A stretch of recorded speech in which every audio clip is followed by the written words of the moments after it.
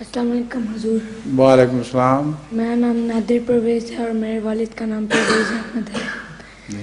حضور میرا سوال ہے، حضور پگ حرام کیوں ہے؟ کیا؟ پگ حرام کیوں ہے؟ سور حرام ہونے کی بہت سی وجوہات ہیں۔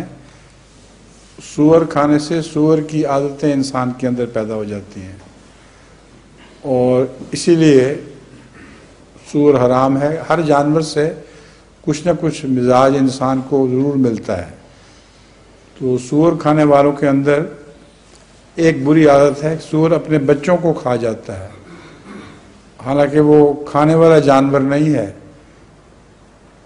سبزی خور جانور ہے، لیکن عجیب بات ہے کہ اس کے چھوٹے بچے جب مرتے ہیں سور ان کو کھا جاتا ہے۔ تو یہ ایک نہایت ہی منفرد عادت ہے سور کی، جس کے خلاف اللہ تعالیٰ نے ایک قسم کی کراہت کا اظہار فرمایا ہے۔ اور بھی بعض گندی عادتیں ہیں جن کے یہاں بیان کی ضرورت نہیں۔ ایک دفعہ میری گفتگو ہو رہی تھی یونیورسٹی آف لنڈن میں، وہاں سوال جواب کی مجلس میں کسی نے یہی سوال کیا، میں نے بتائیں بعض سور کی عادتیں کہ وہ عادتیں جو ہیں یہ جس میں داخل ہو جائے سور کا گوشت، ان کو یہ عادتیں پڑ جاتی ہیں۔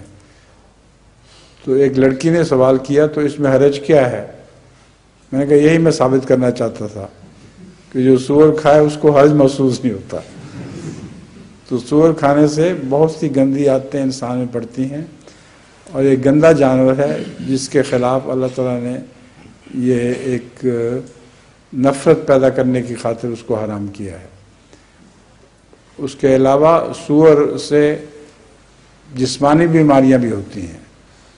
سور کھانے والوں کو کہ جو جگر خراب ہونے شروع ہو جاتے ہیں اور چربیاں چڑھ جاتی ہیں، تو جسمانی علاج کے لیے بھی منع فرمایا ہے سور کا کھانا، اور روحانی نقصانات کے لیے بھی سور کا کھانا منع فرمایا ہے۔